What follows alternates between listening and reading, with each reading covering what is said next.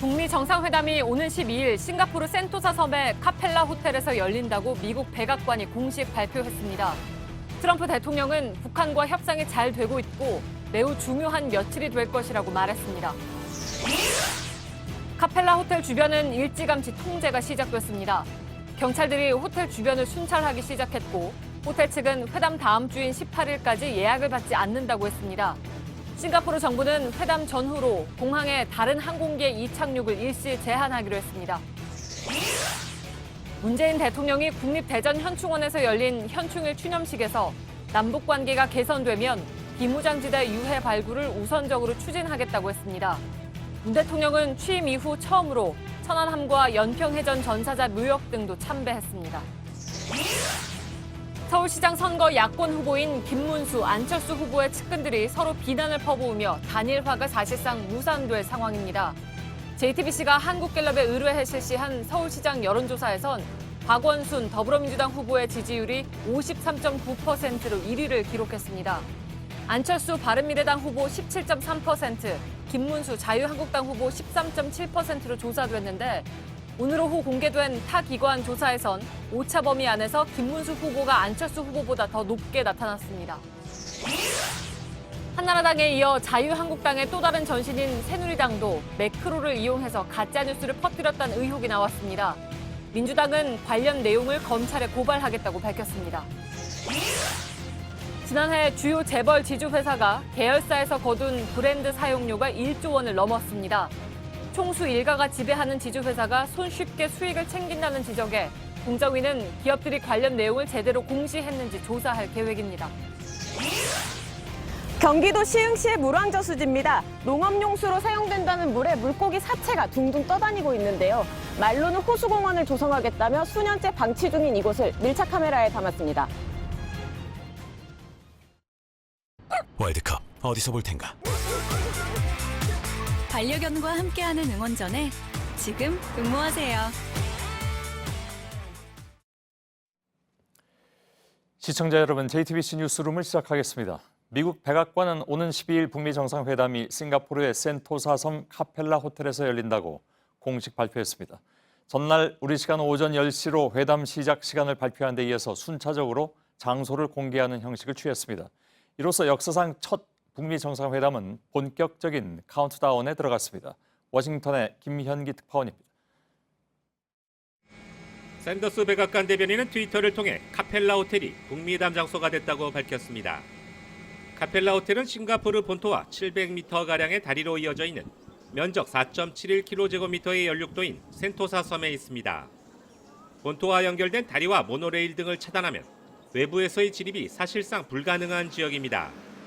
미국 언론들은 김정은 위원장의 경호와 보안을 최우선시한 북한의 강한 요청에 따른 것이라고 지적했습니다. 센토사 섬과 더불어 특별 행사구역으로 지정된 샹그릴라 호텔은 트럼프 대통령의 숙소로 유력하게 거론되고 있습니다. 교도통신은 싱가포르 실무회담 북측 대표를 맡은 김창선 국무위원회 부장이 오늘 오전 베이징에 도착했다며 김정은 위원장의 숙소와 의전 교섭 등을 끝냈을 가능성을 보도했습니다. 현지 시간 5일 아침 트위터에서 싱가포르 회담이 뭔가 큰일의 출발점이 될 것이라고 강조했던 트럼프 대통령은 오후 백악관 행사에서도 매우 중요한 며칠이 될 것이라고 말했습니다. North Korea looks like it's moving along very well. A lot of relationship being built, a lot of negotiation going on even before the trip. But it looks like it's coming along fine. We'll see what happens.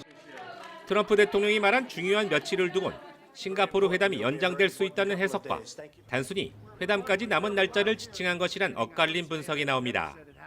트럼프 대통령은 조만간 외교안보 핵심 관계자들을 총소집해 최종적인 의견 조율에 나설 것으로 전해졌습니다. 워싱턴에서 JTBC 김현기입니다. 회담장으로 결정된 싱가포르 카펠라 호텔은 벌써부터 통제가 시작됐습니다. 어제까지 보이지 않던 경찰도 오늘부터 투입돼서 순찰을 돌기 시작했다고 하는데 현장에 유선희 기자가 나가 있습니다. 자, 유선희 기자. 지금 센토사 섬 안쪽에 들어가 있는 거죠? 저 뒤쪽에 멀리 보이는 것이 카펠라 호텔입니까? 네, 카펠라 호텔은 이곳 센토사 섬 전체 안에서도 이렇게 가장 높은 지대에 자리를 하고 있습니다. 그렇기 때문에 항공기를 타지 않고서는 전경을 보기가 상당히 어렵습니다. 너무 또 가까이에 가면 아래쪽에 수풀이 우거져 있기 때문에 호텔이 보이지가 않고 이렇게 어느 정도 거리를 둬야지만이 부분적으로 호텔이 드러나게 됩니다.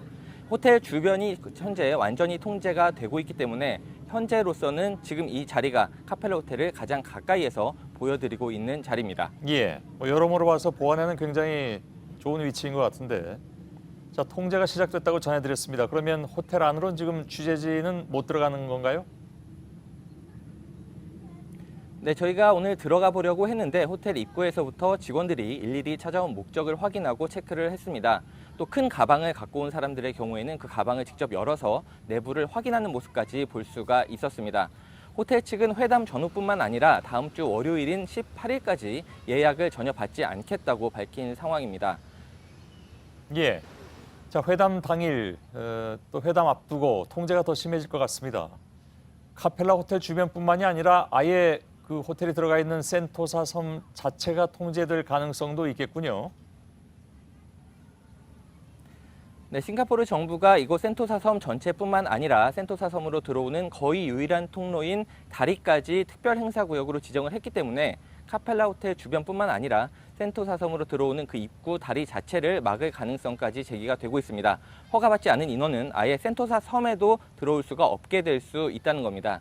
싱가포르 정부는 육지뿐만 아니라 회담을 전후해서 11일부터 13일까지 싱가포르 창의공항 그리고 공군기지 주변의 공역도 제한하겠다. 그러니까 당일에는 항공기의 이착륙까지 제한할 수 있다고 발표를 했습니다. 예, 자, 정상회담의 의전이라든가 아니면 경호를 놓고 미국 측과 실무 접촉을 해온 북한 협상팀의 김창선 서기실장, 오늘 싱가포르 떠났다고요? 네, 김창선 서기실장 오늘 오전에 싱가포르를 떠나서 중국 베이징에 도착을 했습니다. 지난달 28일에 들어와서 정확히 열흘 만에 떠나게 된 것인데 이로써 북미 협상팀이 모두 싱가포르를 떠난 셈이 됐습니다. 현지에서는 북미 협상팀이 모두 떠난 만큼 의전과 경호 문제에 있어서는 아주 세부적인 부분까지 모두 논의가 끝난 것으로 보고 있습니다. 예, 그 싱가포르 외교장관이 내일부터 평양을 방문한다는 얘기가 있죠. 이건 뭐 사전 협의를 위해서겠죠, 물론. 네, 싱가포르 발라 크리시난 외교장관이 북한 이용호 외무상의 초청을 받아서 내일과 모레 공식적으로 평양을 방문한다는 현지 보도가 나왔습니다. 발라 크리시난 장관 같은 경우에는 최근에 미국을 방문해서 폼페이오 국무장관도 만난 적이 있습니다. 그 때문에 북미 정상회담을 위한 마지막 조율을 위해서 평양을 갈 거라는 관측이 나오고 있습니다. 예, 센토사 섬에 들어가 있는 유선희 기자였습니다. 회담이 열릴 카펠라 호텔뿐만이 아니라 북미 정상이 묵을 숙소와 취재진이 상주할 미디어 센터 등에도 세계의 이목이 집중될 수밖에 없습니다. 도시 전체가 하나의 거대한 회담장이 될 싱가포르의 모습을 정리해봤습니다. 이선화 기자입니다. 싱가포르는 서울보다 조금 넓은 697제곱킬로미터입니다. 이 중 회담이 열릴 센토사 섬은 이 4.7제곱킬로미터 정도 되는 작은 휴양지로 이 본섬으로부터 800여 미터 떨어져 있습니다. 섬으로 들어가는 방법은 다리 외에 케이블카 그리고 모노레일이 있습니다. 하지만 정상회담이 열리는 동안 이 다리는 막히고 케이블카와 모노레일도 운행을 멈출 걸로 보입니다. 이 경호와 보안을 유지하기에 최상의 조건인 겁니다. 특히 카펠라 호텔은 이 센토사 섬 내에서도 고지대에 위치하고 있는 데다 주변도 모두 숲풀이어서 이 진입로만 차단하면 노출 걱정은 전혀 할 필요가 없는 이 사실상의 요새입니다. 호텔 내부엔 미팅룸이 마련돼 있습니다. 만약 정상 만찬이 진행된다면 연회장을 재정비해서 사용할 걸로 보입니다. 센토사 섬과 함께 특별 행사구역으로 지정된 이 샹그릴라 호텔은 트럼프 대통령의 숙소로 거론됩니다. 회담 장과는 차로 20분 거리입니다. 김정은 위원장의 숙소는 여전히 오리무중인 가운데 이 플러턴이나 세인트 레지스 같은 호텔 등이 거론되고 있습니다. 회담장에서 9km 정도 떨어진 미디어 센터는 원래 F1 자동차 경주가 매년 열리는 경기장입니다. 그래서 보시다시피 전체를 프레스 센터로 탈바꿈하기 위한 공사가 한창 진행 중인데 아직 제 모습을 갖추지 못한 이곳에 이미 전 세계 3천여 명의 취재진이 등록을 마친 상태입니다. JTBC 이선아입니다. 예, 싱가포르 북미 실무팀의 뒷얘기도 일부 나왔는데 양측의 의사결정 과정이 정반대였다고 하는군요. 북측은 일일이 사전 보고를 했고 미국 측은 일부러 보고를 하지 않은 것도 있다는 추측이 나왔습니다. 이유는 바로 트럼프 미 대통령의 트위터 때문이었습니다. 이지은 기자입니다. 북한 실무팀은 작은 것 하나라도 평양 상부의 승인을 반드시 받아야 했다. CNN 등 주요 외신은 여러 소식통을 인용해 이가 지전하며 어떤 합의에 도달하기 전에 하루 이틀씩 협의가 잠시 중단됐다고 했습니다. 미국 측이 카펠라 호텔로 정하자고 했을 때도 북측은 상당 기간 답을 주지 않았습니다. 또 수송과 의전 등을 두고서도 김정은 위원장의 재가를 받는데 상당한 시간을 썼다는 겁니다. 반면 미국 실무팀 조 헤이긴 백악관 부비서실장은 세부 조율이 끝나지 않은 사안은 되도록 트럼프 대통령에 보고하지 않았을 것이라고 추정했습니다. 트위터에 성급히 올리지 않을까 우려했다는 겁니다. 북미 양측은 이런 우여곡절 끝에 4차례의 실무회담을 마쳤습니다. 트럼프 대통령이 공언했던 햄버거 식사의 가능성과 김 위원장의 전용기 루트 확보 방안, 도보다리 산책과 같은 이벤트 연출 등에 대한 논의가 거의 마무리됐을 것이란 분석입니다. 이동에 쓰일 수행 지원 차량도 일부 확정됐을 것이라는 관측입니다. 싱가포르 정부가 차량 4대를 도로교통법의 예외 대상으로 정했기 때문입니다. 현지 일간 스트레이트 타임스는 관련 차량은 방탄 기능이 갖춰진 BMW 세단 시리즈라고 전했습니다. 미 대통령 전용인 캐딜락 리무진과 김 위원장의 전용인 벤츠 차량 외에 수행 및 경호 차량의 호위 등을 지원할 수도 있습니다. JTBC 이지은입니다. 북한 김정은 위원장이 사전에 해외 출장을 공개하고 떠나는 것은 이번이 처음입니다. 그동안 중국은 다녀와서 공개됐었죠. 그러다 보니까 북한은 경호와 보안에 각별히 신경을 쓰는 모습입니다. 김 위원장이 언제 어떻게 누구와 함께 싱가포르로 이동할 것인지는 철저히 베일에 가려져 있습니다. 신진 기자. 지난달 초 중국 김정은 위원장은 비밀리에 중국 다롄에 갔습니다. 북한 매체를 통해 방문 사실을 밝힌 건 평양에 도착한 뒤였습니다. 이번 싱가포르행은 김 위원장이 미리 공개된 해외 출장을 가는 첫 사례입니다. 트럼프 대통령의 경우 전용기인 에어포스원을 이용하고 현지 시간으로 10일 밤 11시에 싱가포르에 도착한다는 사실을 밝혔지만 김 위원장은 모든 것이 보안입니다. 이동 수단으로는 전용기인 참매 1호가 유력하지만 다른 비행기 이용 가능성도 나옵니다. 앞서 일본 산케이 신문은 김 위원장이 탄 비행기가 납치되거나 사이버 공격을 당할 수 있다고 보도했습니다. 그런 이유로 일각에서는 비행 경로에 위치한 중국이 전투기 등을 이용한 특별 호위를 준비하고 있다는 소식도 나오고 있습니다. 김 위원장의 현지 숙소는 플로턴과 세인트 레지스 호텔이 거론됩니다. 하지만 이 역시 김 위원장이 모습을 드러내기 전까지는 철저히 비밀에 붙여질 것으로 보입니다. 수행단에는 비서실장 격인 김여정 노동당 제1부부장이 들어갈 가능성이 큽니다. 김 제1부부장은 지난 3월 북중 정상회담 당시 평양에 남았는데 5월에 열린 2차 회담 때는 김 위원장을 수행했습니다. 이 밖에 김영철 통전부장, 최선희 외무상 부상 등이 함께할 걸로 예상됩니다. 평양에는 사실상의 2인자인 최용해 국무위원회 부위원장이 남아서 지도부 공백을 메울 것으로 보입니다. JTBC 신진입니다. JTBC는 북미 정상회담이 열리는 싱가포르에 야외 스튜디오를 마련하고 현지 특별 생방송을 진행할 예정입니다. 12일 정상회담과 결과 발표까지 관련 소식을 현지에서 전해드릴 예정입니다. 김태영 기자입니다. 싱가포르 현지에 JTBC 특설 스튜디오가 들어설 장소입니다. 싱가포르의 상징인 마리나베이 샌즈 호텔과 고층 건물을 배경으로 한 곳입니다. 정상회담장인 센토사 섬의 카펠라 호텔에서 6.2km 떨어져 있습니다. JTBC는 이곳에서 회담 전날인 11일부터 당일인 12일까지 이틀간 JTBC 뉴스룸과 뉴스 특보를 진행합니다. 김정은 위원장과 트럼프 대통령이 도착하는 순간부터 회담 직전의 분주한 움직임, 그리고 회담 상황과 결과를 모두 현장에서 전합니다. JTBC 취재진 10여 명은 메인 프레스 센터가 차려질 F1 경기장과 센토사 섬의 카펠라 호텔 회담장, 두 정상의 숙소 앞 등에 배치됩니다. JTBC 김태영입니다. 역사적인 회담을 앞둔 만큼 싱가포르는 북미 정상회담 특수를 누리고 있습니다. 트럼프 미 대통령과 김정은 위원장 이름을 딴 햄버거와 칵테일까지 등장했습니다. 그런데 세계 각국의 취재진이 이용할 프레스센터의 경우에 지나치게 높은 사용료로 빈축을 사고 있고 그 외에도 돈이 없으면 찍을 수 없는 것도 많습니다. 이희정 기자입니다.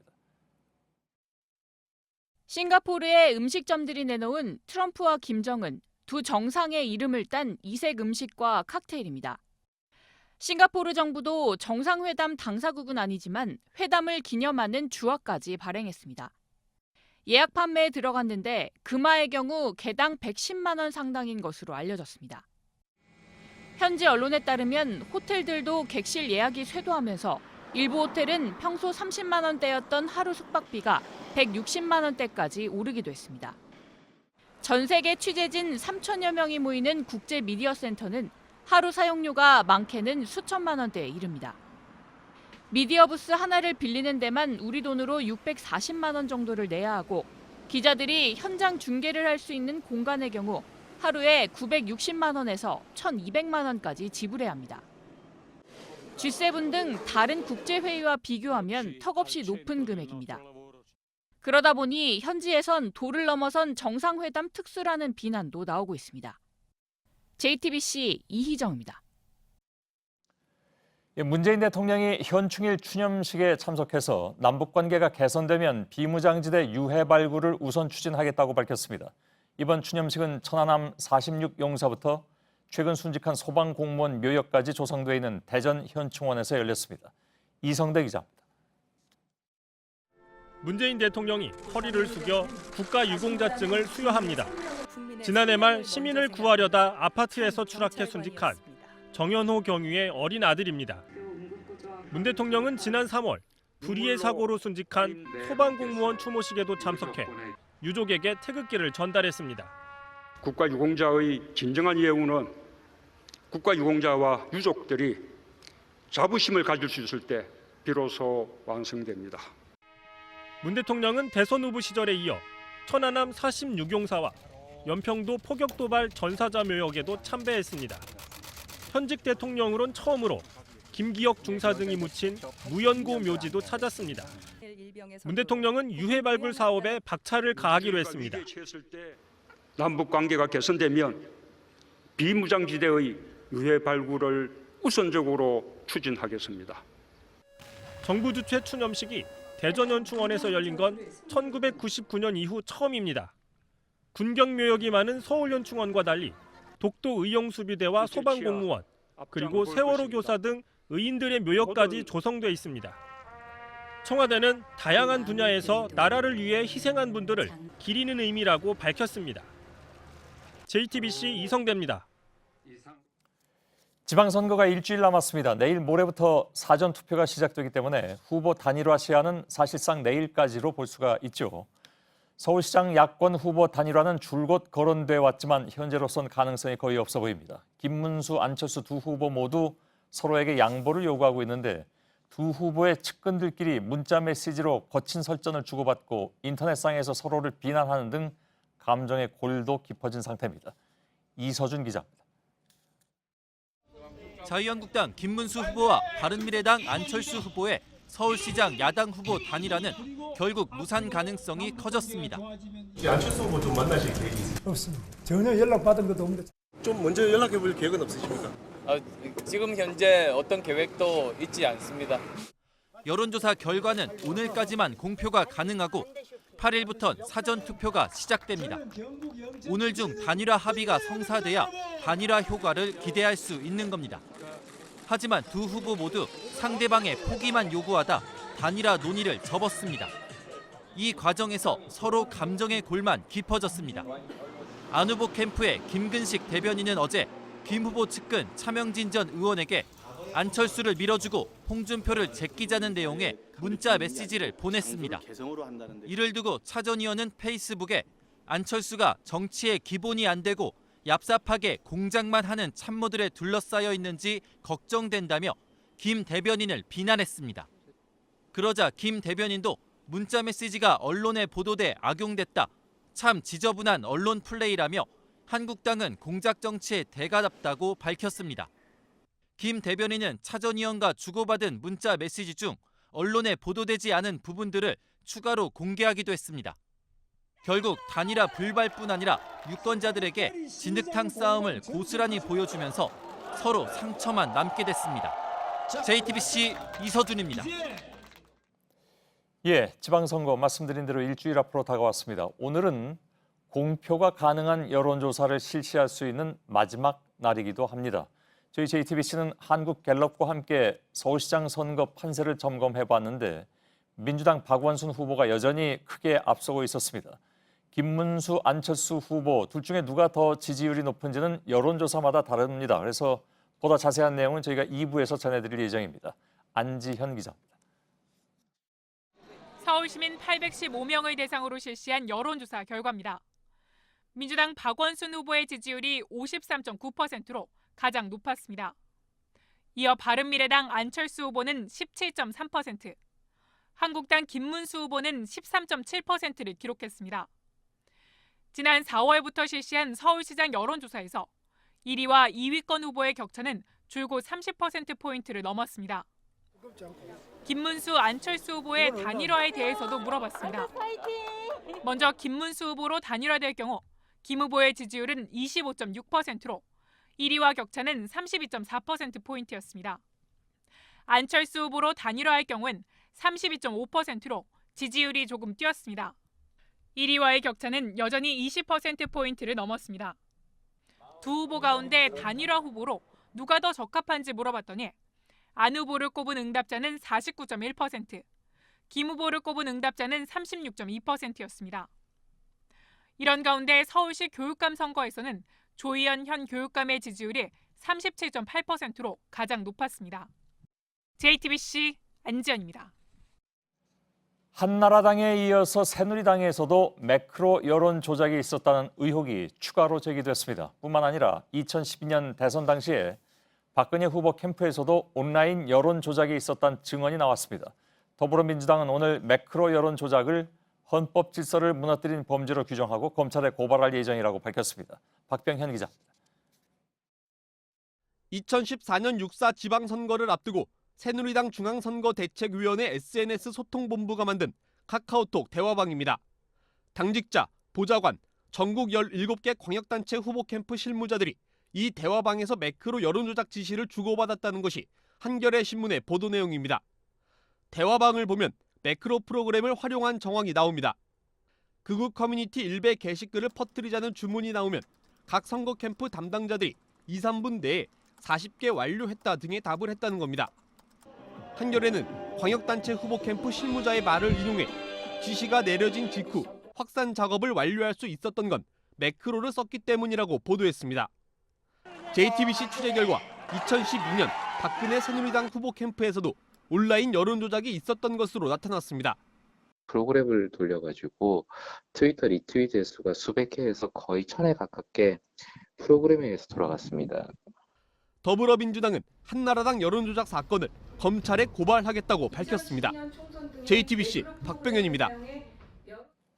예, 과거 한나라당이 2007년 대선 등에서 불법 매크로 프로그램을 이용해서 포털 사이트 여론 조작을 시도했다는 의혹과 관련해서 경찰도 사실관계 확인에 나섰습니다. 서울지방경찰청 드루킹 수사팀은 의혹을 제기한 당사자 접촉 등을 시작했다고 밝혔습니다. 경찰은 관련 기사의 댓글에 기계적 수단이 쓰인 흔적이 있는지, 공소시효는 언제까지인지 등을 확인할 계획입니다. 신호를 기다리는 앞차를 들이받고 일부러 3차례나 더 들이받은 만취한 운전자가 붙잡혔습니다. 피해 차량에는 1살과 2살 된 아이 2명 등 일가족이 타고 있었습니다. 당시 영상이 온라인에 퍼지면서 여론이 들끓고 있습니다. 구석찬 기자입니다. 55살 최모 씨의 1톤 트럭이 신호 대기 중인 승용차를 들이받습니다. 승용차 운전자 30살 김모 씨가 내려 말을 거는 순간 후진을 하는가 싶더니 돌진, 또 돌진, 3번이나 더 추돌합니다. 피해 차량에 탄 김 씨의 부인과 1살, 2살 된 딸은 비명을 지릅니다. 출동한 경찰도 역부족입니다. 몸으로라도 막아야 되겠다는 생각이 든 거예요. 뒤에 애가 타고 있으니까 공포였고. 이 과정에서 김 씨와 김 씨 아내는 전치 3주의 부상을 입었습니다. 최 씨는 이곳에서 1차 사고를 낸 뒤 500m를 더 달아나 2차 사고까지 냈습니다. 막다른 길에 가서야 검거된 최 씨는 혈중 알코올 농도 0.206%의 만취 상태였습니다. 대리운전을 해왔는데 화장실이 급해서 화장실 갔다가 왔는데 그 이후로는 그 기억이 잘 나지 않는다고 진술을 하고 있습니다. 경찰은 일단 특수상해 등의 혐의로 최 씨를 입건했습니다. 하지만 사고 장면이 담긴 블랙박스 영상이 인터넷을 통해 알려지면서 구속 수사를 요구하는 목소리가 커지고 있습니다. JTBC 구석찬입니다. 네, 어제 경북 영천 새마을금고에 강도가 들었던 소식 전해드렸죠. 돈을 훔쳐서 달아났다가 6시간 만에 붙잡혔는데 직원을 협박해 돈을 빼앗고 직원을 가두고 도망가기까지 1분 40초밖에 안 걸렸습니다. 범행 현장을 담은 CCTV를 보시죠. 윤두열 기자입니다. 모자와 마스크를 쓴 남성이 은행 창구를 훌쩍 뛰어넘습니다. 곧바로 여직원에게가 흉기를 들이댑니다. 뒤에 앉아있던 남자 직원에게 자루 하나를 던지며 돈을 담으라고 말합니다. 창구에 있던 현금을 모두 담자 직원 2명을 사무실 안에 가둡니다. 의자로 문을 막은 뒤 서둘러 달아납니다. 새마을금고에 들어와 돈을 빼앗아 나가기까지 불과 1분 40초밖에 걸리지 않았습니다. 밖으로 나와선 준비해둔 트럭에 올랐습니다. 행선지는 대구 동구에 있는 자신의 집이었습니다. 경찰은 어젯밤 8시쯤 이 집에 숨어있던 37살 S씨를 붙잡았습니다. 돈 어디다 쓰러 가셨어요? S씨가 강탈한 돈은 2천만 원이었는데 검거 당시 740만 원만 남아 있었습니다. 경찰 조사 결과 S씨는 빚 독촉에 시달리다 범행을 결심한 것으로 드러났습니다. 사전에 해당 새마을금고에 몇 번 들러 인적이 드물고 직원이 적다는 것도 확인했습니다. 경찰은 돈의 사용처 등을 추궁하고 있습니다. 또 특수강도 혐의로 구속영장을 신청했습니다. JTBC 윤두열입니다. 어젯밤 서울 응암동의 가정집에서 폭발 사고가 났습니다. 집주인은 집에서 화학물질을 다루다 폭발이 일어났다고 했습니다. 집 안에선 다량의 화학물질과 화학 관련 책들이 발견됐습니다. 정원석 기자입니다. 다세대 주택 건물 앞에 깨진 유리 조각이 잔뜩 흩어져 있습니다. 집안에 있던 주민들은 놀라 뛰쳐나왔고 출동한 소방대원들은 상황 파악에 나섰습니다. 가스 폭발한 줄 알았죠. 가스 폭발했으면 연기가 날 텐데 연기는 안 나더라고요. 그래서 이제 그거 순간에 다 놀래가지고 이 상가 사람들 거의 다 나왔다고 봐야 돼요. 5층짜리 건물의 5층 가정집에서 폭발이 일어난 건 어젯밤 10시 반쯤입니다. 집주인 53살 양모 씨는 복부와 다리에 심한 화상을 입고 손도 크게 다쳤습니다. 양 씨는 화학물질인 아세톤을 사용하던 중 담배에 불을 붙였다가 폭발이 일어났다고 소방대원에게 말한 것으로 파악됐습니다. 함께 집안에 있던 부인과 딸은 다치지 않았습니다. 집안에선 화학물질과 화학 관련 서적들도 발견됐습니다. 양 씨는 화공기사와 위험물 산업기사 등 관련 자격증을 보유한 것으로 전해졌습니다. 경찰은 실험을 하다 폭발이 일어났는지 아니면 다른 이유로 사고가 난 건지 파악하기 위해 양 씨를 입건해 치료가 끝나는 대로 조사할 예정입니다. JTBC 정원석입니다. 프랑스의 유명한 암벽 등반가 알랭 로베르가 롯데월드타워 외벽을 무단으로 오르다가 경찰에 붙잡혔습니다. 로베르는 급진전하는 남북 관계를 기념하기 위해서 이번 등반을 기획했다고 말했습니다. 김민관 기자입니다.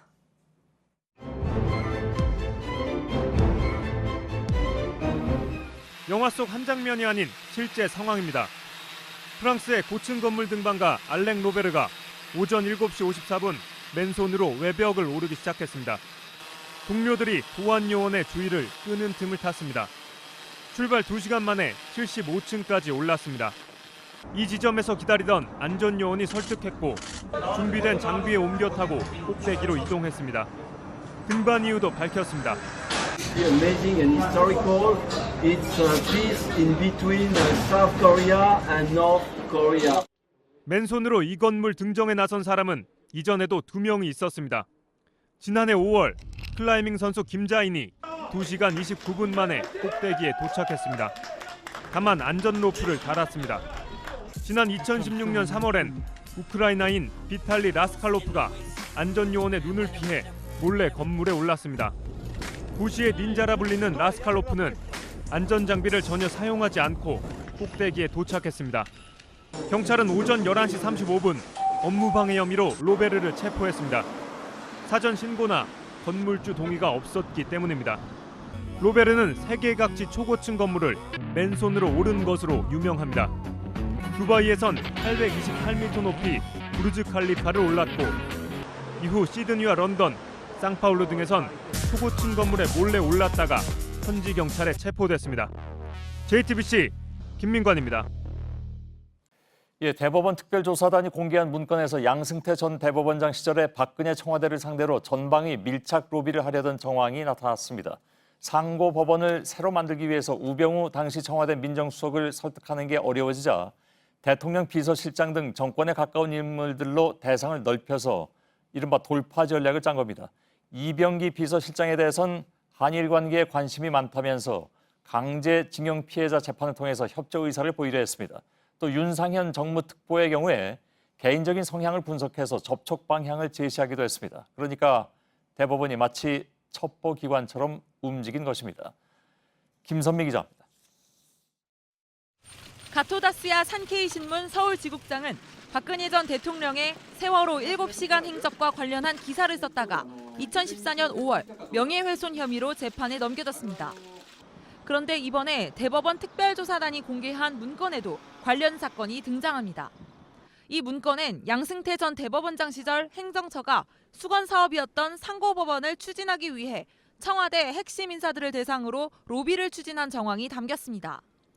이병기 당시 비서실장에 대해선 최대 관심사가 한일 우호 관계 복원이라면서 가토지국장 사건에 대한 외교적 해결이 진행 중이고 출국 정지 사건의 항고심 결정을 보류해달라고 요구한 내용 등이 적혀 있습니다. 이 전 실장이 대통령의 절대 신임을 받고 있어 상고 법원에 대한 긍정적인 이미지를 형성하도록 법원이 노력해야 한다며 자세하게 성향까지 분석해놨습니다. 특히 비서실장의 지위와 위상을 고려할 때 법원 행정처장이 직접 접촉할 필요가 있다고도 했습니다. 판사 출신인 주호영 당시 정무특보에 대해선 법원에 대한 이해가 깊은 만큼 적극 우호 세력으로 포섭해야 한다고 했고 윤상현 전 특보에 대해선 대통령에게 누나라고 부를 수 있는 몇 안 되는 인물이라고도 적었습니다. 사법부가 마치 정보기관처럼 정보를 수집하고 청와대 고위직을 대상으로 전방위 밀착 로비를 기획한 정황이 문건 곳곳에 드러나 있습니다. JTBC 김선미입니다. 여기에 더해서 양승태 시절 사법부는 상고법원 도입을 위해서 영장 없는 체포와 구금까지 거래 카드로 쓰려 했던 정황이 나타났습니다. 인권 시계를 1970년대 유신 시절로 되돌리려 한 것입니다. 한민영 기자입니다. 영장 없이 체포를 하고 구금도 할 수 있게 한 1975년의 긴급조치 구호는 박정희 정권 시절의 대표적인 반인권적 규정입니다. 당시 긴급조치 구호로 처벌받은 피해자들은 민주화 이후 재심을 통해 무죄 선고를 받았습니다. 그런데 양승태 전 대법원장 시절 인권 시계를 거꾸로 돌려 이 같은 조치를 다시 도입하겠다는 문건을 작성한 것으로 드러났습니다. 2015년 8월 양 전 대법원장이 박근혜 전 대통령과 만나 수건 사업이던 상고법원 설치와 관련해 긍정적인 반응을 접한 뒤 만든 문서입니다. 행정처는 상고법원 설립에 반대하는 법무부를 위해 영장 없는 체포 활성화와 구속을 위해 체포부터 하는 체포 전치주의 도입을 제시했습니다. 법무부와 검찰이 원하는 대로 피의자 체포나 구속을 보다 쉽게 할 수 있도록 해주겠다는 겁니다. 나아가 행정처는 법원이 영장을 기각하면 재심사를 요청할 수 있는 영장 항고제 도입도 검토했습니다. 그동안 법원은 영장 기각은 판사의 명령에 해당하고 이미 영장 재청구라는 대체 수단이 있다며 일관되게 영장 항고제 도입을 반대해왔습니다. 양승태 시절 행정처가 상고법원을 위해 유신 시절로의 후퇴는 물론 헌법상 영장주의를 무너뜨리는 등 본연의 역할을 포기하려 했다는 비판이 나옵니다. JTBC 한민용입니다. 삼성, LG, SK 이런 재벌 그룹들의 이름을 각 계열사는 브랜드로 씁니다. 사용료도 냅니다. 그런데 이런 브랜드 사용료가 해마다 늘어서 지난해에는 1조 원을 넘긴 것으로 조사됐습니다. 돈 안 들이고 돈 버는 법. 총수 일가가 손쉽게 이익을 챙기는데 악용하는 것이 아니냐는 지적에 공정거래위원회가 꼼꼼하게 들여다보고 있습니다. 구희령 기자입니다. 대한항공은 1969년부터 쓰고 있는 이름값을 지주 회사인 한진칼에 따로 냅니다. 5년 전 한진칼이 생기자마자 이름은 물론 태극 문양 로고까지 상표권 전부를 넘겼기 때문입니다. 한진칼 지분 4분의 1을 조양호 회장과 세 자녀가 가지고 있습니다. 이들 총수 일가가 지난해까지 한진칼에서 받은 배당금만 약 40억 원입니다. 한진칼은 대한항공을 비롯한 계열사로부터 지난해 브랜드 사용료로 약 280억 원을 받았습니다. 이런 식으로 계열사에게 브랜드 사용료를 받는 대기업이 해마다 늘고 있습니다. 전체 사용료 규모도 점점 커져서 지난해 1조 원을 넘겼습니다.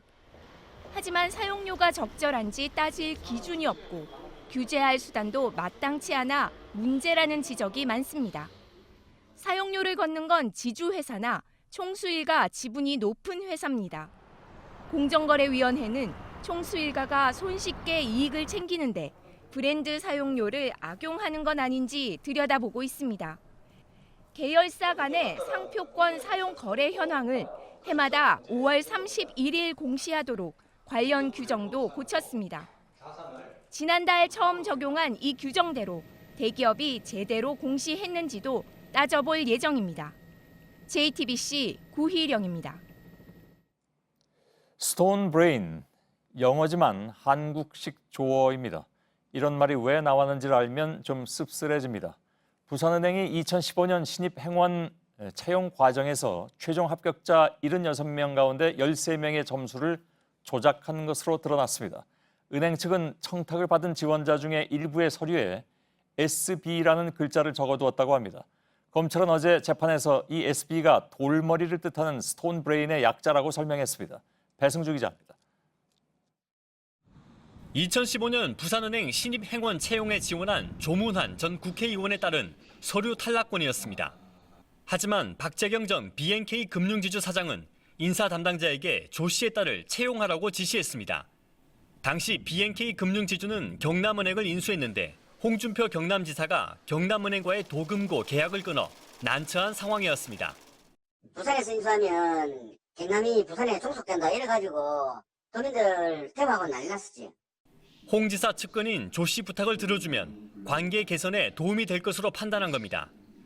박 씨는 최종 면접관으로도 참석해 조 씨 딸에게 높은 점수를 줘 결국 합격시켰습니다. 당시 신입행원 합격자 76명 중 13명의 점수가 이런 식으로 조작된 것으로 드러났습니다.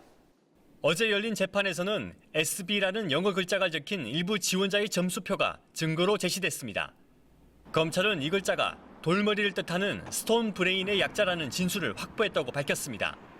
인사 담당자들이 주고받은 문자에선 최고 점수를 줬는데도 점수가 모자라 결국 불합격시킨 청탁자가 있었다는 내용도 나왔습니다. JTBC 배승주입니다. 서울 용산에서 상가 건물이 무너진 뒤 주변의 낡은 건물들 모두 안전진단에 들어갔습니다. 작은 식당들이 모여 있어서 손님이 북적대던 곳이었는데 발길이 뚝 끊겼습니다. 다른 건물도 무너지지 않을까 하는 걱정 때문입니다. 업주들은 먹고 살 일이 막막해졌다고 했습니다. 연지환 기자입니다.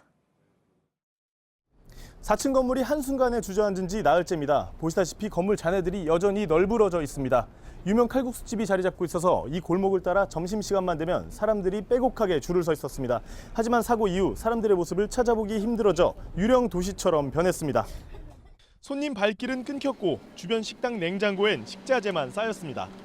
날이 더워지면서 상한 재료를 모두 버렸습니다. 손해를 가늠하기 어렵지만 하소연할 데가 없습니다. 엊그저께 하나 버리고 어제 하나 버리고 반찬이고 노원에. 사고 현장 주변 식당들은 출입금지 팻말이 붙었습니다. 업주들은 삶의 터전을 떠나지도 그렇다고 다시 문을 열 엄두도 내지 못하고 있습니다. 여전히 추가 붕괴 우려가 있기 때문입니다. 사고 현장 바로 옆 건물입니다. 건물 곳곳에 틈이 이렇게 갈라져 있고 살짝만 손을 갖다 대도 건물 외벽이 쉽게 떨어집니다. 시멘트 덩어리는 머리 위에 위태롭게 매달려 있습니다. 문을 다시 열어도 손님이 찾아올지 걱정입니다. 먹자골목 좀 이용하고 그러셨어요? 갈비집 인기 많아서 종종 왔었고 또 그런 일 생길까 봐 많이 걱정되죠. 이곳에서 생활과 영업을 함께 이어가던 상인들은 옷가지만 챙겨 여관으로 대피했습니다. 못 들어가지고 여관에서 잔다니까. 난 장사 못해. 붕괴 원인이 아직 명확치 않고 시공사와 구청은 책임 피하기에 급급합니다. 피해는 남겨진 상인들 몫입니다. JTBC 연지환입니다. 6월 초순인데 벌써 기온이 30도를 훌쩍 넘었습니다. 영남 내륙과 강원 동해안은 폭염주의보가 내려졌습니다. 내일도 오늘만큼 덥겠습니다. 조승현 기자입니다. 모터보트가 시원하게 파도를 가릅니다. 아직 개장도 하기 전인 해수욕장은 아이들 차지가 됐습니다. 냉탕과 온탕을 오가듯 물놀이와 모래찜질을 번갈아 하느라 정신이 없습니다. 도심을 벗어나 탁 트인 바다에서 신이 나긴 어른도 마찬가지입니다. 바람이 불긴 하는데 따뜻하고 되게 좋은 것 같아요. 태닝할 수도 있고.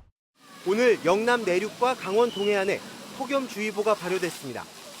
강원 양양군 영덕리와 경북 영천시 신영면에서 무인 관측기에 찍힌 최고 기온은 33.5도까지 올랐습니다. 강원도엔 올해 첫 폭염특보가 내려졌습니다. 대구는 어제 하루를 빼고 이달 들어 계속 30도를 넘었습니다. 초여름부터 심상치 않은 더위에 대구 도심 속 그늘막은 지난해 35곳에서 올해 88곳으로 늘어났습니다. 구름 없이 맑은 날씨에 강한 햇빛이 그대로 내리쬐면서 전국적으로 자외선 지수가 치솟았습니다. 영남 남부 지역엔 오존주의보가 발령됐고 수도권엔 하루 종일 미세먼지 농도가 나쁨 수준이었습니다. 내일도 오늘과 비슷하거나 조금 더 덥겠습니다. 경남을 제외한 대부분 지역의 낮 기온이 30도 안팎으로 오릅니다. 모레는 낮 기온이 조금 내려가 평년 기온을 회복하고 일요일엔 전국에 비가 내릴 전망입니다. JTBC 조승현입니다. 분화들 라당스, 우리말로 춤의 영예란 뜻입니다. 무용계의 아카데미상으로 불릴 만큼 최고 권위의 상입니다. 우리 발레리나 박세은이 최고 여성 무용수상을 받았습니다. 우리 무용수가 이 상을 받은 건 4번째입니다. 오광춘 기자입니다. 파리 오페라 발레단이 내놓은 한여름밤의 꿈. 박세은이 우아한 몸짓으로 무대를 수놓습니다. 1669년 설립돼 가장 오랜 역사를 자랑하는 파리 오페라 발레단. 박세은은 제1무용수로 활동하고 있습니다. 동양인으로 유럽 무대에 서는 것도 드문 일인데 올 한 해 전 세계 여성 무용수 중 최고의 연기를 펼친 발레리나로 뽑혔습니다. 파리 오페라 발레단이 내놓은 보석 3부작 중 다이아몬드에서 주역으로 연기한 게 눈에 띄었습니다. 러시아에서 열린 부누아 드 라당스, 올해로 27년째를 맞이한 이 시상식에서 우리 무용수가 상을 받은 건 강수진, 김주원, 김기민에 이어 4번째입니다. 박세은은 4대 발레 콩쿠르 가운데 3곳에서 입상했고 2011년 파리 오페라 발레단에 진출했습니다. 준단원에서 출발했지만 1년 만에 정단원이 됐고 최근엔 제1무용수로 활약하고 있습니다. 박세은은 한국 언론과 인터뷰에서 한계를 깨는 일들이 많아 용기가 생겼다고 말했습니다. JTBC 오광춘입니다. 미국 스포츠계에 또다시 반트럼프 바람이 일고 있습니다. 트럼프 대통령이 국민 의례를 거부했던 미식축구 선수들과 여전히 갈등을 빚으며 슈퍼볼 우승팀을 백악관으로 초청하는 행사를 취소했기 때문입니다. NBA 농구 스타들은 우승을 해도 백악관에 안 가겠다고 했습니다. 강신우 기자입니다. 백악관의 슈퍼볼 우승팀 축하 행사. 2015년엔 선수들이 가득했다면 지난해엔 빈자리가 많았습니다. 지난해 트럼프 대통령에 반대하는 일부 선수들이 행사에 불참하면서 이런 풍경이 연출됐는데 올해는 또 달랐습니다. 우승팀 필라델피아를 축하하는 자리엔 선수단이 아닌 해병 군악대가 채웠습니다. 선수 몇몇이 백악관 참석을 거부하자 트럼프 대통령이 아예 선수단 모두를 초청하지 않은 겁니다. We respect our flag and we always proudly stand for the national anthem. We always will stand for the national anthem. 2년 전 미식축구 선수들 일부는 미국 국가가 연주될 때 무릎을 꿇으며 인종차별에 항의하는 시위를 했습니다. 트럼프 대통령은 이를 못마땅하게 여겼습니다. 국민 의례를 거부하는 선수는 해고해야 한다고 말해 선수들의 반발을 샀습니다. 그 앙금이 아직까지 남아 결국 슈퍼볼 우승팀 초청 행사가 취소되는 사태로 이어진 겁니다. 미국 스포츠계는 발끈하고 나섰습니다. I mean, I know no matter who wins this series, no one's no one wants to invite anyway. So. 챔피언 결정전이 한창인 프로농구 NBN에선 르브론 제임스, 스테판 커리 등 스타들까지 나서 백악관 축하 행사를 거부하겠다고 선언했습니다. JTBC 강신호입니다. 미국의 대표적인 미인 선발 대회인 미스 아메리카가 100여 년 동안 이어온 전통을 깨겠다고 했습니다.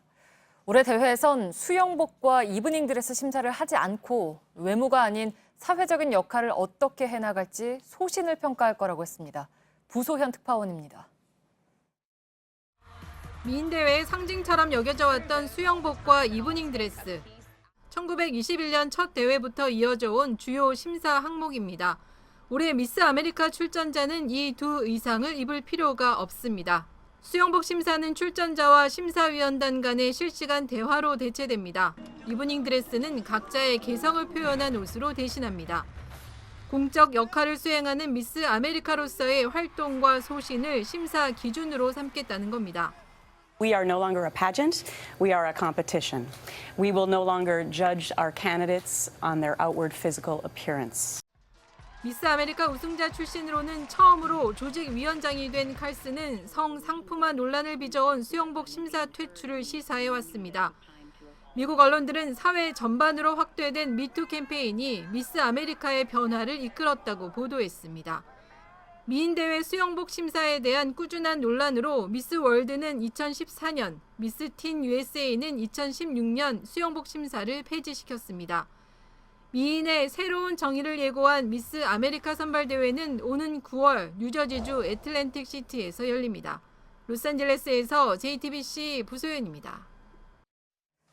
서울 김포공항과 일본 도쿄 하네다 공항을 오가는 일본 항공 자레 기내식 용기에 전범기 디자인이 쓰인 것으로 확인됐다고 서경덕 성신여대 교수가 밝혔습니다. 서 교수가 제보를 받아 확인한 결과 잘은 몇 년 전부터 코셔밀이란 유대교식 기내식의 플라스틱 덮개에 전범기 문양을 새겨 넣었습니다. 서 교수는 이 항공사에 항의 메일을 2번 보냈고 빨리 시정하지 않으면 불매운동을 벌일 것이라고 했습니다. 오늘 아침 8시 55분쯤 전남 여수시 돌산읍의 한 주택 다용도실에서 LPG 가스가 폭발했습니다. 이 사고로 집안에 있던 77살 이모 씨와 41살 전모 씨 모녀가 1, 2도 화상을 입고 병원에서 치료받고 있습니다. 경찰과 소방당국은 가스레인지에서 가스가 새어나와 폭발한 것으로 보고 사고 원인을 조사하고 있습니다.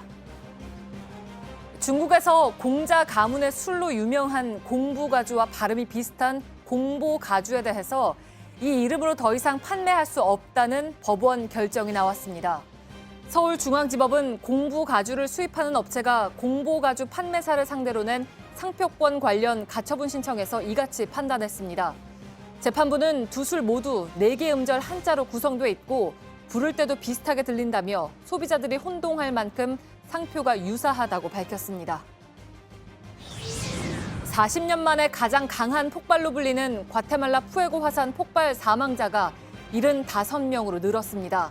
과테말라 당국은 현지 시간 5일 이같이 밝히고 실종자도 192명에 이른다고 덧붙였습니다. 지난 3일에 폭발이 있은 뒤 수색과 구조 작업이 본격적으로 진행돼 인명피해 규모가 앞으로 더 커질 수 있습니다.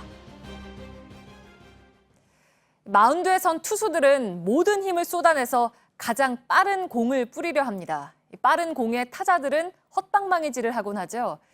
그런데 느린 공을 무기로 상대 혼을 쏙 빼는 독특한 투수들이 있습니다. 온누리 기자입니다. 시속 100km의 아주 느린 커브. 이 공 때문에 바로 뒤에 날아오는 시속 128km 직구는 그 어떤 강속구보다 빨라 보입니다. 두산 유희관은 느린 공만 던집니다. 그런데 조금 세부적으로 들어가면 조금 느린 공과 아주 느린 공을 섞었습니다. 그 속력의 차이에 혼란을 겪는 타자들.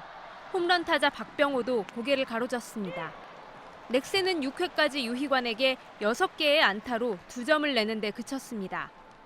느리지만 제구가 뛰어났고 느린 공도 속력이 제각각이어서 제대로 공략을 못했습니다. 프로야구에선 빠른 공이 강하다는 상식이 깨지고 있습니다. 한때 빠른 공을 던졌던 LG 임찬규는 2년 전부터 느린 공을 늘리면서 더 좋아졌습니다. 속도를 내리는 대신 정교한 컨트롤로 승부하면서 올해는 벌써 7승을 거뒀습니다. 한화 샘슨처럼 강속구 투수들 역시 빠른 공의 위력을 더하기 위해 느린 공을 가다듬습니다.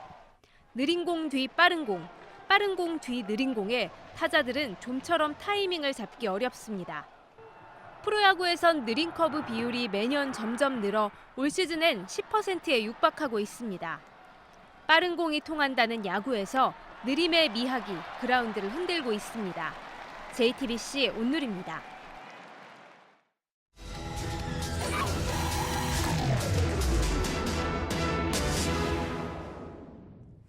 호수공원을 만들겠다더니 수년째 방치되고 있는 저수지가 있습니다. 이 저수지 물의 용도는 농업 용수라는데 죽은 물고기들이 떠다니고 최근엔 생활 하수까지 흘러들고 있습니다. 밀착 카메라 윤재영 기자입니다. 이곳은 경기도 시흥의 물왕저수지입니다. 1944년에 만들어져서 70년이 넘은 곳인데요. 멀리서 보기에 좋고 또 낚시터가 있어서 많은 사람들이 찾습니다. 그런데 사람들이 식사하는 곳 옆에 마대자루가 산더미처럼 쌓였습니다. 바로 주변에서 나온 쓰레기들입니다. 도로변에서 저수지로 내려가는 쪽에도 저수지를 둘러싼 길에서도 쓰레기 더미가 연달아 발견됩니다. 쓰레기를 안 가지는데요? 저수지 근처로 내려와 봤습니다. 가장 먼저 느껴지는 건 바람을 탄 악취인데요. 냄새의 주범은 여기 물에 둥둥 떠있는 물고기 사체들입니다. 물에는 담배꽁초나 부유물질들이 떠다니고 저쪽에는 의자로 보이는 쓰레기도 버려져 있습니다. 이 물은 인근 농지에서 농업용수로 바로 사용됩니다. 문을 못 열고 있어요. 이제 비 오는 날 이러면 아파트 카페 보면 글 엄청 많이 올라와요. 냄새가 나고. 여기 안에 쓰레기 같은 게 많아요. 한 2, 3년 전부터 물고기가 많이 써야 돼. 쓰레기만 문제는 아닙니다. 시흥시는 2008년부터 이곳을 호수공원으로 만들겠다고 시민들에게 공언했습니다. 여기 입주할 때는 멋진 공원이 생긴다라고 봐요. 하지만 차일피일하는 사이 필요한 예산은 늘어났고 아직 둘레길도 잘 정비되지 않은 채 남아 있습니다. 최소한 혐오감을 느끼지 않을 정도로만이라도 좀 해주십사 하는. 주민들은 이곳의 관리 주체가 모호해 이러한 일이 발생했다고 주장합니다. 농업부터 재산이잖아요. 근데 그걸 우리가 관리해줄 필요가 없는 거예요. 내주면 업계한테 저희가 임대를 주고 관리를 해라고 했어요. 수업체가 이제는 터무니없이 있는 단가를 요구하나 봐요. 시민들이 가서 버린 거니 그걸 우리가 지금 치우고 있는 거예요. 최근엔 생활하수가 골칫거립니다. 터널처럼 생긴 이곳은 저수지까지 흘러가는 하천 상류에 위치한 배수로입니다. 휘뿌연 물이 고여 있고 바닥의 흙은 썩어서 새카맣습니다. 주민들은 아파트에서 사용한 생활하수가 이곳을 통해서 흘러나온다고 주장합니다. 옛날 아파트는 앞쪽 베란다에 세탁기도 있고 이러다 보니까 거기서 이렇게 좀 섞여가지고 나오는 거. 생태계에도 이상이 생겼습니다. 베스하고 블루기 같은 게 많이 나오죠. 다시 놔주긴 하는데 원래 놔주면 안 되는데 버릴 수가 없죠. 이번 선거에서도 호수공원 공약은 또 등장했습니다. 공원 되기는 힘들 거예요. 땅을 다 시흥에서 매입해야 될 거 아니에요. 매입도 안 되는 상태에서 이게 공원이 되나. 지자체와 공공기관이 서로 책임을 미루며 핑퐁 게임을 벌이는 동안 피해는 오롯이 주민들의 몫이 되고 있습니다. 지금은 환경과 안전을 위해서라도 협력이 필요하다고 주민들은 말합니다. 밀착 카메라 윤재영입니다. 뉴욕에서도, 포틀랜드에서도, 우리의 식탁에서도 콩으로 만든 요리가 대세가 된 건 다 이유가 있지. 식물성 단백질을 먹으면 내 몸도 지구도 건강해지니까. 요즘은 이런 식.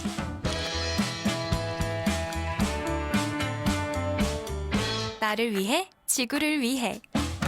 바른 먹거리 풀무원.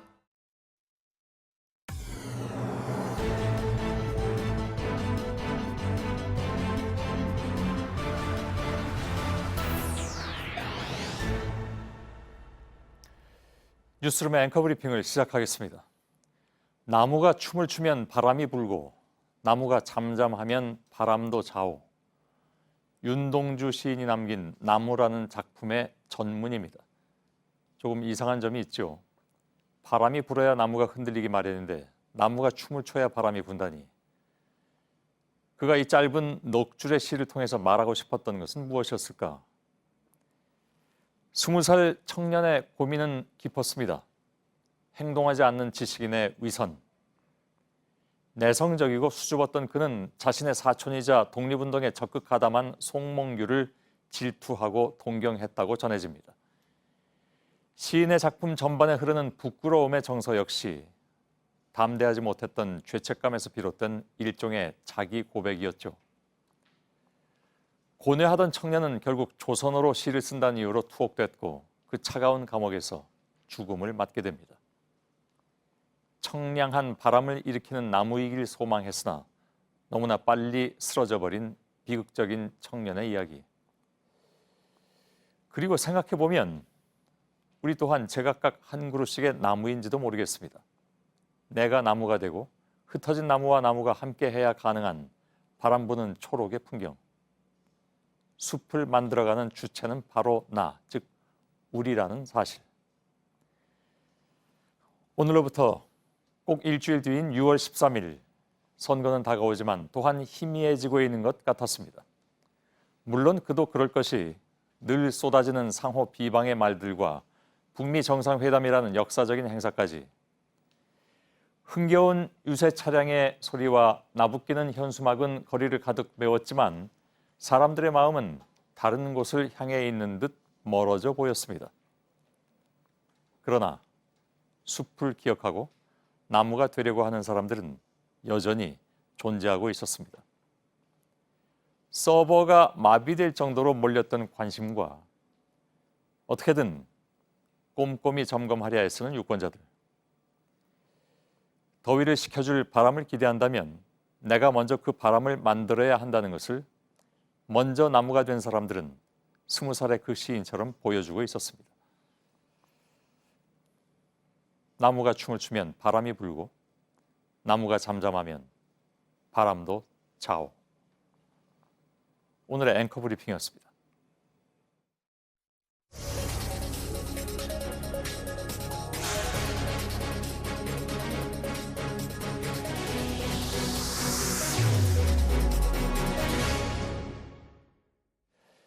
예, 저희 JTBC는 지방선거를 앞둔 지역 민심을 직접 알아보기 위해서 6.13 민심버스라는 코너도 준비를 했습니다. 취재기자들이 직접 버스를 타고 전국의 관심 지역을 누비는 그런 코너인데 오늘 그 첫 순서로 저희 민심버스가 경상남도를 찾았습니다. 현직 대통령의 최측근과 전직 재선 도지사의 대결을 경남의 유권자들은 어떻게 지켜보고 있을까? 취재기자를 바로 그 민심버스로 연결을 하겠습니다. 이윤석 기자, 지금 뒤에 있는 그 버스를 타고 다니면서 어제 오늘 경남 도민들을 만났다고 들었습니다. 네, 저는 지금 경남도청 앞에 나와 있습니다. 어제와 오늘 이 버스를 타고 경남 곳곳을 돌아다니며 민심을 들어봤습니다. 저희는 선거 당일까지 이 버스를 타고 주요 격전지를 찾아다니며 민심을 들어볼 예정입니다. 보시면 이 버스 외관 자체는 일반 버스와 비슷해 보입니다. 그런데 이 안엔 첨단 장치가 가득 달려 있는데요. 안으로 직접 들어가 보도록 하겠습니다. 예. 안에 누가 있는데요? 지금 이 화면이 반투명 디스플레이라는 겁니다. 여기 데이터를 좀 띄워주시겠습니까? 예. 지금 보시는 게 경남지사 후보 여론조사 지지도 추이입니다. 이 결과를 보면요. 더불어민주당 김경수 후보가 오차 범위 밖에서 자유한국당 김태호 후보를 앞서는 걸 볼 수 있습니다. 김경수 후보는 선거 당일이 되면 이 격차가 더 벌어질 것이라고 주장하고 있고 김태호 후보는 숨은 보수 표심이 많기 때문에 오히려 선거 당일은 역전이 가능하다라고 주장을 하고 있습니다. 그렇다면 유권자들은 어떻게 바라보고 있는지 직접 들어보시죠.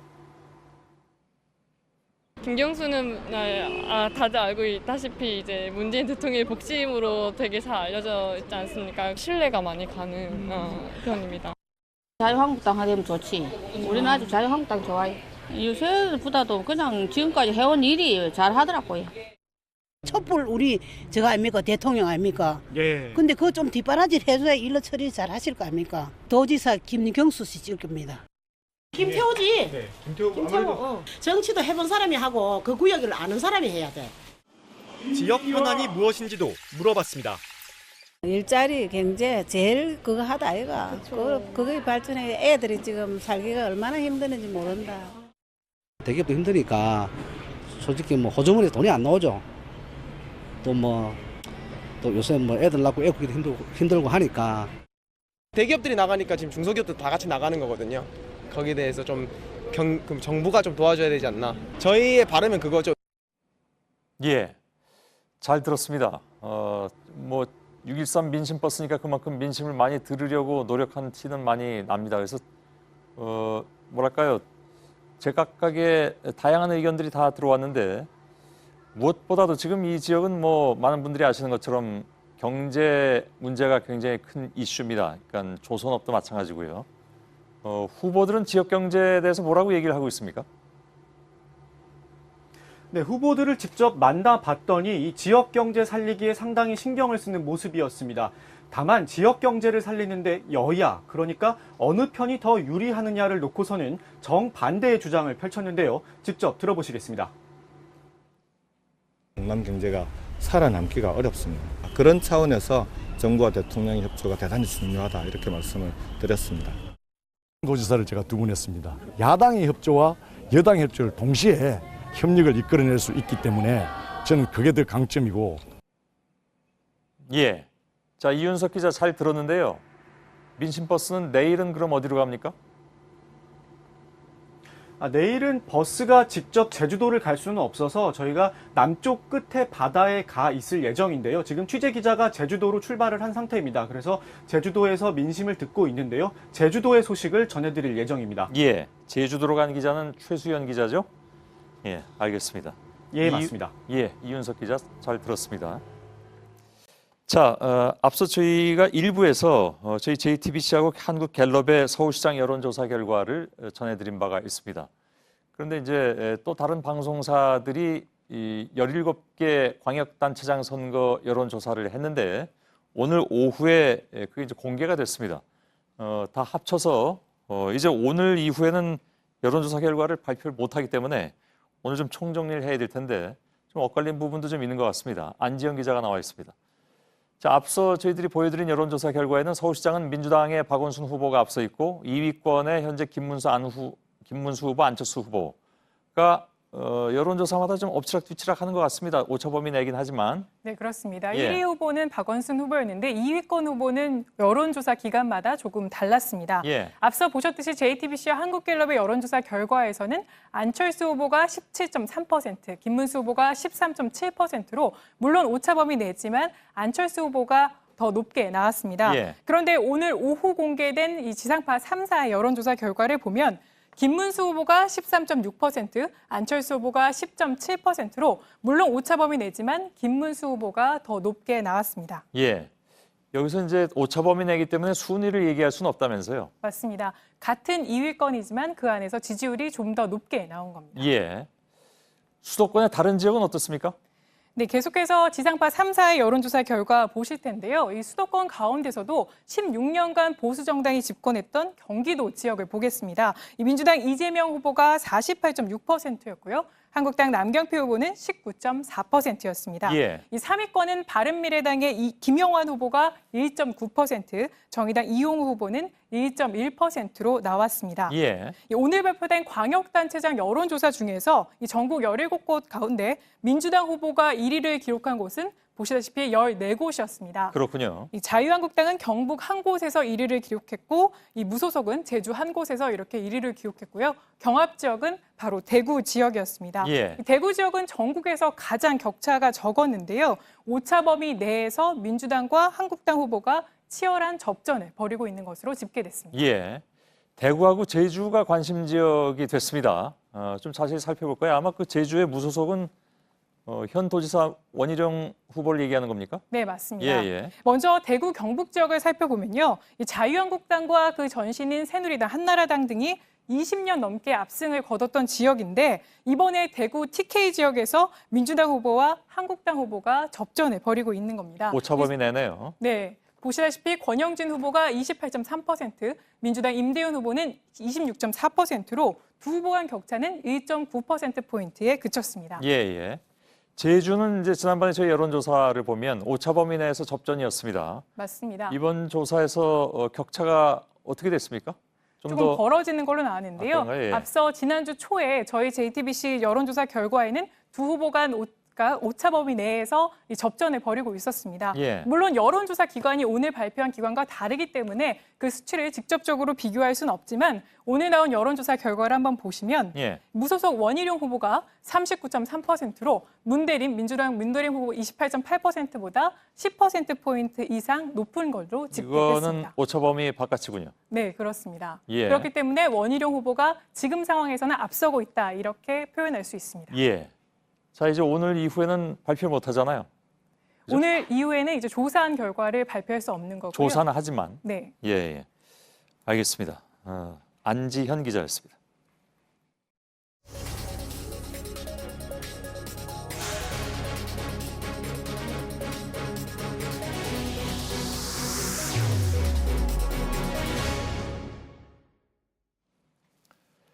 자, 북미 정상회담 임소라 기자의 취재 수첩 시간입니다. 오늘도 역시 임소라 기자가 나와 있는데 오늘은 햄버거 협상 얘기라고요? 네. 원래 뭐 햄버거 먹으면서 하겠다라는 얘기를 그냥 농담식으로 했었던 것은 기억이 나는데 햄버거 협상 어떤 얘기입니까? 네, 말씀하신 것처럼 트럼프 미 대통령은 대선 전부터 김정은과 만나서 햄버거를 먹으며 협상하겠다고 자신 있게 말해왔습니다. 예. 과거 발언 잠깐 들어보시죠. 예. We should be eating a hamburger on a conference table and forget the state dinners. 예. 국빈만찬은 잊어버리라면서요. 네. 예. 그러니까 저건 2016년 그러니까 대선 당시 나온 발언입니다. 그렇습니다. 예. 네. 그러니까 실제로 이루어질 거라고 보고 한 얘기는 아닌 측면도 있는데요. 예. 트럼프 미 대통령은 시진핑 중국 국가주석과도 과거에 햄버거를 먹으면서 만찬을 하겠다고 했지만 실제로 취임 이후에 시 주석과는 스테이크를 함께 했습니다. 예. 그 햄버거 협상 대신 요즘 뭐 싱가포르에서는 뭡니까 저 두 사람을 이렇게 빗댄 햄버거 상품은 나왔다고 듣긴 들었습니다. 네. 좀 아까 저희가 보도해드릴 때. 자, 트럼프 대통령이 실제로 정상 간 식사를 햄버거를 한 적이 근데 있긴 있습니까? 네, 있습니다. 아, 있습니까? 네. 예. 네, 지난해 트럼프 미 대통령이 일본을 방문했을 때 아베 신조 총리와 골프장에서 햄버거로 식사를 함께 한 적이 있습니다. 예. 그러니까 격식을 차리지 않아도 되는 아주 가까운 사이라는 걸 보여주려 했던 건데요. 예. 맥도날드나 버거킹 같은 유명 프랜차이즈 제품은 아니었고 수제 햄버거였습니다. 예. 일각에서는 미국의 대표적인 패스트푸드인 햄버거를 고리로 북미 두 정상이 북한의 개혁 개방 문제를 자연스럽게 논의할 수 있지 않겠냐 이런 전망도 나오긴 합니다. 예. 아무튼 햄버거는 앵간히 좋아하는 것 같긴 합니다. 근데 저 왜 데니스 로드맨 있잖아요. 네. NBA 스타. 북한에 몇 번 갔었죠. 네. 이번에 어디 갈 거라는 얘기도 나오던데 그건 무슨 얘기입니까? 그러니까 12일 싱가포르에서 회담이 열리기 전에 예. 데니스 로드먼이 도착할 거다라고 미국 현지에? 언론이 예. 네, 보도를 하고 있습니다. 그런데 무슨 역할이 있는지는 정확히 알려진 게 없습니다. 예. 네. 아, 그런가요? 네. 근데 그럼 트럼프 대통령하고도 이 사람은 가까운 사이라면서요? 네, 맞습니다. 지난 대선에서 트럼프 지지 선언을 했었고요. 예. 그가 진행하던 쇼 프로그램에도 출연한 적이 있습니다. 예. 그러니까 두 정상 모두와 친분을 갖고 있는 전 세계적으로도 굉장히 드문 인물인데요. 예. 뉴욕 포스트라는 미 언론에선 김정은과 트럼프 사이의 서먹한 분위기를 깨는 역할을 하는 것이 불가능한 일은 아니다라고 전하기도 했습니다. 아, 이 로드먼이? 네. 예. 그럼 예를 들면 뭐 만찬장에 깜짝 손님으로 나타난다든가 뭐 이런 걸까요? 네, 정보는 없지만 현재 그런 추측은 굉장히 많이 나오고 있습니다. 예. 글쎄요. 알겠습니다. 다음 어떤 내용입니까? 네, 이른바 정상국가를 지향하는 북한이 최근 외국 언론사에 상당히 개방적인 모습을 보여주고 있는데요. 예. 얼마 전 김정은 위원장과 러시아 라브로프 외무장관의 접견을 취재한 러시아 방송사 기자가 마치 밀착 카메라를 촬영하듯이 만든 영상이 화제입니다. 예. 이게 그러니까 저 리모델링 했다는 백화원 영빈관 여기를 찍은 거라면서요? 네. 예. 그리고 영상에는요, 이른바 B컷이라고 할 수 있는 김여정 부위원장의 아주 자연스러운 모습이 담겨 있는데요. 예. 잠깐 보시죠. 그럴까요? Just through this door, I saw Kim Jong-un's sister, and she was having some sort of conversation with the guards, but nobody speaks English here. Hello. 예, 재밌네요. 이번 회담에서도 저런 장면들이 나올 수 있을지는 건 잘 모르겠습니다. 그죠? 한번 기대를 해보죠. 임소라의 취재 수첩이었습니다. 수고하셨습니다.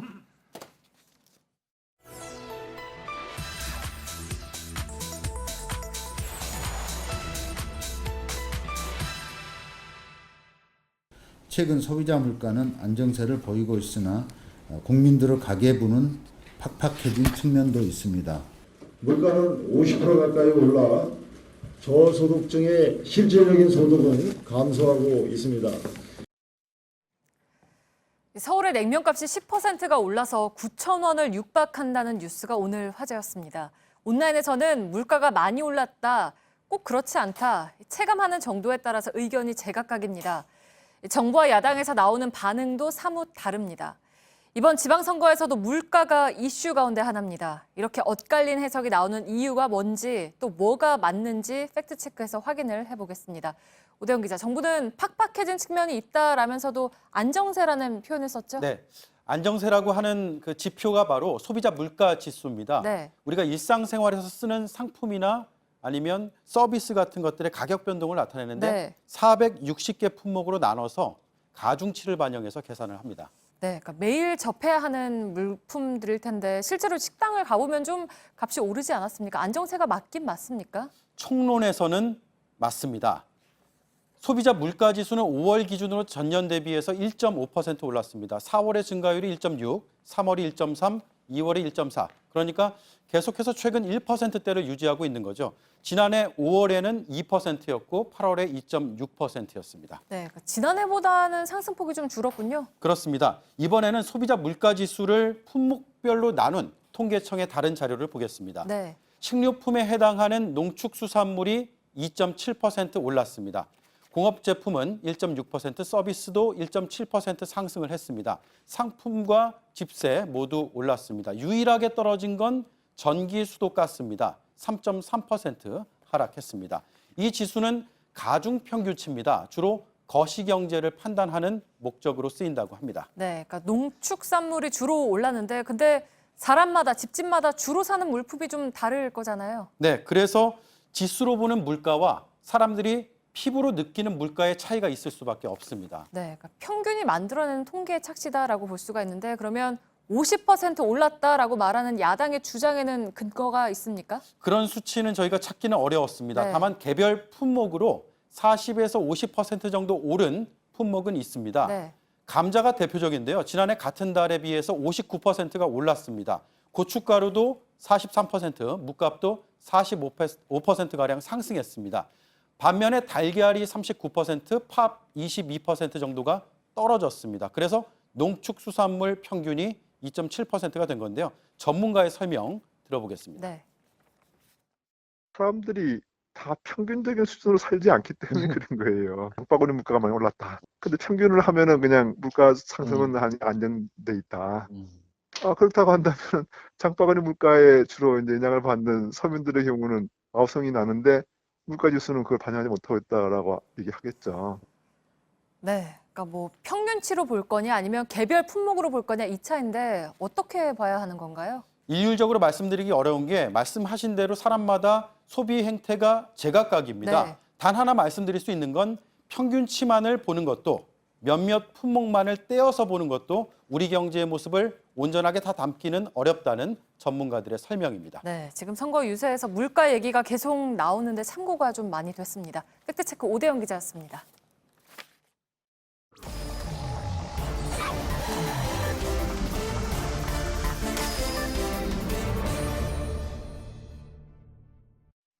예, 비하인드 뉴스를 진행하겠습니다. 박성태 기자가 나와 있습니다. 어서 오세요. 예. 첫 번째 키워드는요? 첫 번째 키워드는 금지됐던 그 노래로 잡았습니다. 예. 아직도 금지됐던 노래가 있나요? 금지곡에서 풀린 지는 꽤 됐고요. 예. 30년 정도 됐던 노래입니다. 예. 오늘 대전 국립 국립대전현충원에서 63회 현충일 추념식이 열렸는데요. 일단 눈에 띈 것은 대전에서 열린 것은 19년 만이고 역대 두 번째입니다. 예. 한국전쟁 참가했던 군인 중심으로 많이 묘역이 돼 있던 다른 현충원과 달리 대전은 의사상자나 또는 순직 공무원들도 많이 있어서 예. 국가의 책임이 현재 진행형이라는 것을 강조하는 의미라고 청와대에서 설명했습니다. 예. 또 하나 눈길 끈 것이 바로 가수 최백호 씨가 부른 추모곡인데요. 늙은 군인의 노래입니다. 이거 유명한 노래잖아요. 예, 잠깐 들어보겠습니다.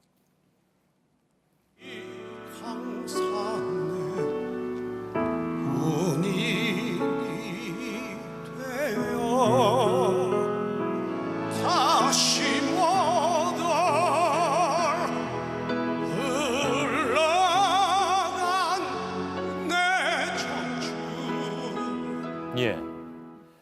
역시 뭐 최백호 씨답게 멋지게 잘 부르네요. 예. 보통 저 노래 부를 땐 기운이 쭉 빠진 채로 부르곤 했는데. 예. 예. 아무튼 예. 애환과 힘이 같이 느껴지는 노래였는데요. 예. 김민기 씨 노래죠 원래는. 예, 그렇습니다. 김민기 씨가 1970년에 당시 군 복무 중에 만든 노래입니다. 예. 당시 군 PX에서 제대를 앞둔 선임 하사관이 막걸리 2마를 사가지고 내 얘기를 좀 들어봐라. 본인의 군생활 30년 얘기를 하고 이 얘기를 노래로 만들어 달라 해서 만든 노래입니다. 그래서 예. 가사 중에 어언 30년이라는 부분이 나오고요. 예. 2년 뒤인 1978년에 가수 양희은 씨의 앨범에 수록되면서 공개가 됐는데 공개되자마자 국방부 장관이 당시 지정한 금지곡 1호가 됩니다. 군 사기 저하를 이유로 금지했었고요. 예. 하지만 이 노래는 80년대 민주화운동 현장에서 많이 불렸었고 결국 87년 6월 항쟁 이후에 금지곡에서 해제가 됐습니다. 예. 국방부 장관이 사기 저하라는 이유로 금지곡으로 지정을 했었지만 실제 이제 해제된 뒤에도 장성들이 술을 꽤 마신 뒤에 이 노래를 가장 많이 불렀다라는 목격담도 전해지고 있습니다. 아, 그런가요? 예, 그리고 최백호 씨가 노랫말과 곡조에 맞는 음색으로 잘 표현을 했는데 이 추모식을 기획한 측에서 먼저 선곡을 하고 이 노래를 최백호 씨에게 이 노래로 하자라고 했는데 실제로 최백호 씨는 노래를 배우면서 불렸다고 합니다. 그래서 예. 상당히 신경을 많이 썼다고 합니다. 예. 정말 오랜만에 듣는 노래긴 합니다. 예. 두 번째 키워드는요? 두 번째 키워드는 새의 날개 재해석으로 잡았습니다. 새의 날개. 예. 예. 또 동물이 등장하는군요. 예, 어찌됐든, 새가 예. 등장을 했는데요. 최근 자유한국당의 울산시당의 선거운동 모습을 잠깐 보도록 하겠습니다. 예. 옆 앞에 선거운동원들이 팻말을 걸고 있는데요. 사람을 찾습니다로 돼 있습니다. 사람을 찾습니다의 얼굴은 물음표가 돼 있고 밑에 이력들이 나오는데 과거 자유한국당의 전신인 새누리당, 한나라당의 주요 직책을 맡았던 인사들입니다. 예. 우측 맨 끝에는 이명박 후보 경호대장 전력이 있다, 경력이 있다 이런 표현도 이 사람들이 어디 갔다는 얘기인가요? 찾고 있는 걸 보면? 예, 그렇습니다. 예. 지금 저렇게 운동을 한 것은 과거에는 새누리당, 지금 자유한국당의 전신인 새누리당 이력으로 활동했는데 지금은 울산 지역 일부 구청장의 민주당 후보들이 돼 있다면서 이른바 철새 논란을 비꼰 겁니다. 예. 물론 생각이 바뀌었을 수도 있고 그렇긴 한데 여러 가지 다양한 이유가 다들 있잖아요, 그죠? 예, 그렇습니다. 근데 하여간 관련 정보는 유권자들한테 좀 투명하게 공개되는 것이 좋긴 하겠습니다. 예, 그렇습니다. 그런데 자유한국당은 앞서 언급한 저 후보들이 선관위에 공개한 경력에서 과거 자유한국당이나 새누리당의 이력들을 삭제한 채 예. 공개하고 있다고 주장하고 있는데요. 그래서 실제 선관위에서 찾아봤더니 민주당 후보로 나온 이제 이른바 당적을 이제 옮겨서 나온 후보들이 과거 새누리당이나 이쪽 이력은 선관위에 공개를 하고 있지 않았습니다. 예. 한 후보는 한때 민주당 소속 구청장이었다가 자유한국당의 전신인 한나라당으로 갔다가 이번에 다시 이제 민주당 후보로 출마를 하게 됐는데요. 몇 번 왔다 갔다 한 거군요. 예, 그렇습니다. 예. 그런 경우 또 다른 사람도 있죠. 예. 따져보면. 예, 종종 사실 여러 번 바꾼 사람들이 꽤 있는데요. 예. 그래서 처음에 출마 선언을 할 때 철새 논란이 일자 새는 좌우의 날개로 난다라고 해명한 바가 있습니다. 예. 새는 좌우의 날개로 난다라는 표현은 고 이영희 교수가 쓴 그렇죠. 책의 제목인데요. 예. 당시 이제 기고문들을 모았던 책이었는데 예. 저 표현의 의미는 양 극단의 좌우의 이분법을 보지 말고 균형 잡힌 시선을 가지라는 건데요. 예. 앞서 이제 이 구청장 후보가 했던 새는 좌우의 날개로 난다를 그대로 비유를 하면 한쪽 날개로 한참 날았다가 다른 쪽 날개로 한참 나는 거기 때문에 예. 사실 양쪽의 균형 잡힌 시선으로 보라는 이영희 교수의 내용과는 상당히 다른 겁니다. 예. 그리고 자연 법칙에도 어긋납니다. 예. 그렇습니다. 예. 다음 키워드는요? 예. 다음 키워드는 날짜 과대평가로 잡았습니다. 예. 무슨 날짜입니까? 지방선거 날짜입니다. 6.13 예. 지방선거가 이제 딱 일주일 남았는데요. 자유한국당은 하루 앞서 열리는 싱가포르 북미 정상회담에 대한 날짜 불만을 계속 제기하고 있습니다. 뭔가 의심도 하고 의심에 대해서도 또 제기를 했는데요. 직접 들어보겠습니다. 예. 이거는 김정은이나 문재인 대통령 아니면 트럼프만이 아는 건데 예, 그렇겠죠. 누가 그걸 알고 있습니까? 예. 12일 날 만약에 이 북미 회담을 하자고 했으면은 예. 문재인 대통령은 반대를 했어야 돼요. 예. 자, 반대를 하자는 것은 그날 열지 말자고 했어야 된다 이런 얘기인가요? 예, 일단 그렇게 해석이 되고요. 실제 자유한국당에서는 처음에 지금은 좀 바뀌기도 했는데요.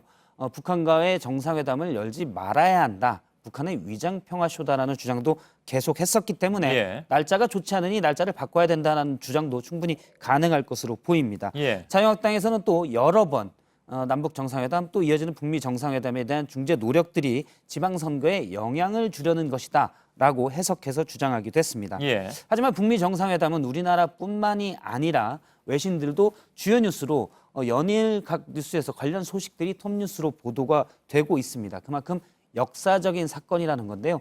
이 역사적인 사건의 날짜를 우리나라 지방선거 때문에 정했다라는 의심은 합리적이지는 않은 것으로 해석이 됩니다. 예. 좀 날짜에 대해서 과대평가를 보이는 것 같고요. 실제 지방선거도 중요하기 때문에 많은 관심을 기울여야 되겠지만 지방선거 때문에 북미 정상회담이 만들어졌다. 이런 해석은 무리라는 지적입니다. 예, 알겠습니다. 네, 날씨입니다. 내일도 오늘만큼 덥습니다. 영남 지역엔 미세먼지가 나쁨 수준까지 올라갑니다. 예. 저희들은 내일도 최선을 다하겠습니다. 여러분 고맙습니다.